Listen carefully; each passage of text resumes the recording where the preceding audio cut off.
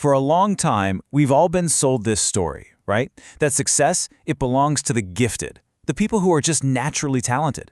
But the rules of the game have totally changed. In the world we're living in right now, there's a new currency, a new reason why some people win and others don't.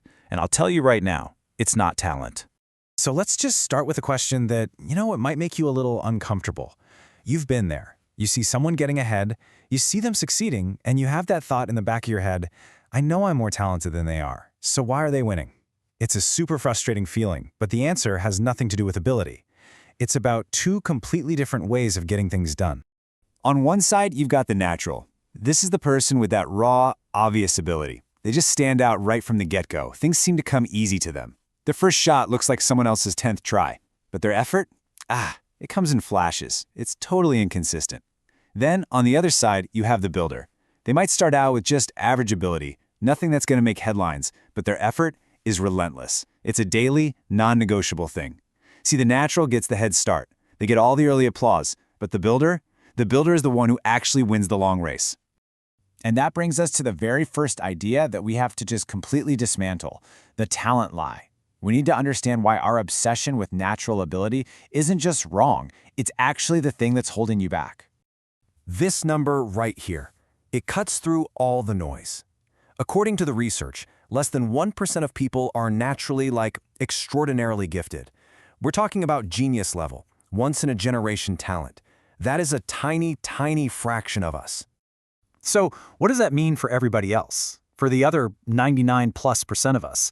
It means if we're going to get anything meaningful done, we can't sit around relying on a gift we probably don't have. We have to build it. We need a totally different tool. We need discipline. And here's the thing. This is the psychological trap of talent. It gives you these early, easy wins, which feels amazing.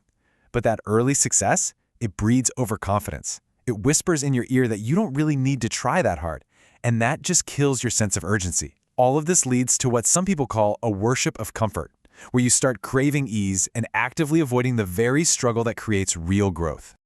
Think of it like a race. Talent might get you off the starting block faster than anybody else, giving you this impressive lead for the first lap. But discipline is the engine.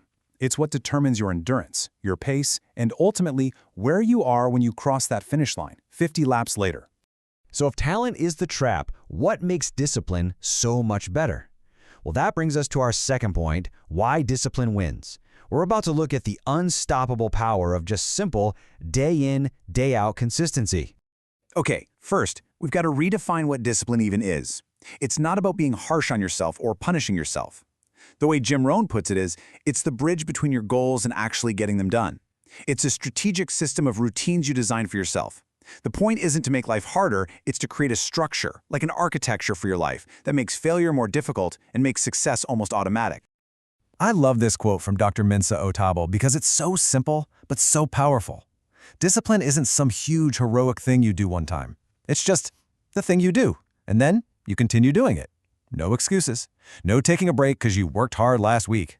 It's all about that relentless, often boring, totally unspectacular repetition that builds empires. Let's just break it down. Look, as this slide shows, talent is like a raw block of marble. It's pure potential. But discipline? Discipline is the hammer and the chisel.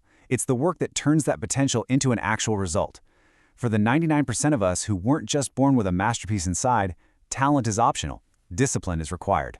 You can have all the talent in the world, but it's just a rocket sitting on a launch pad with no fuel. It's completely wasted potential.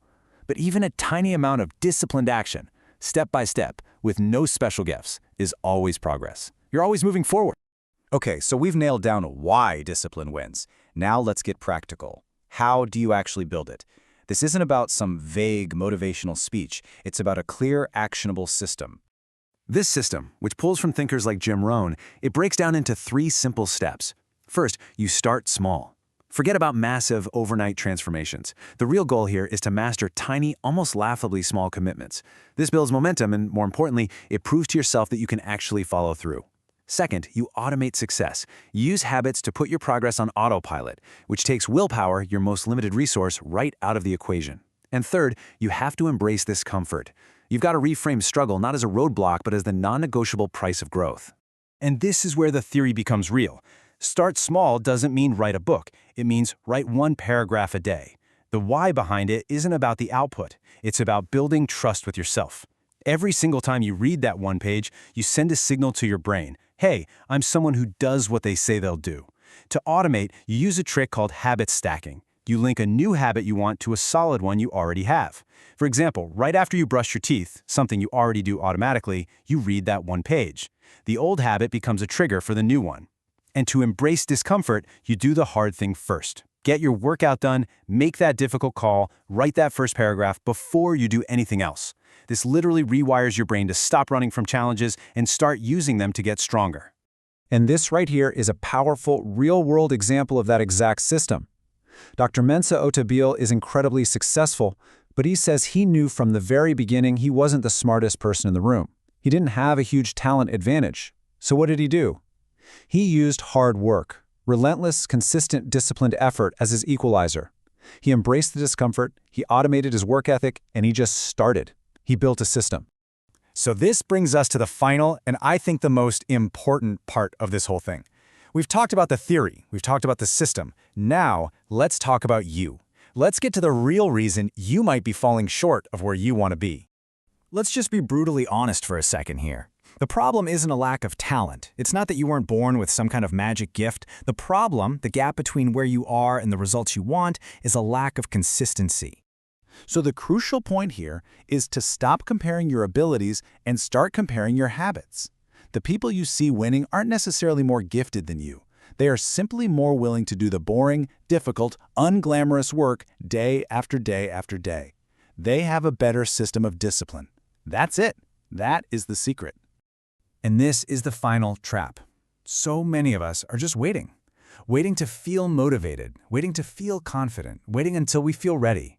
But capability isn't something you wait for. It's something you build. You forge it brick by brick through disciplined action, especially on the days you don't feel like it. Confidence is a result of action, not something you need before you start. So we'll end with this question right here. It's a question for you to take with you. Look at your life, look at your goals, and be honest with yourself. Are you relying on talent, just coasting on what came easy? Or are you in the trenches every single day building the one thing that actually guarantees results? Discipline. The choice, as always, is yours.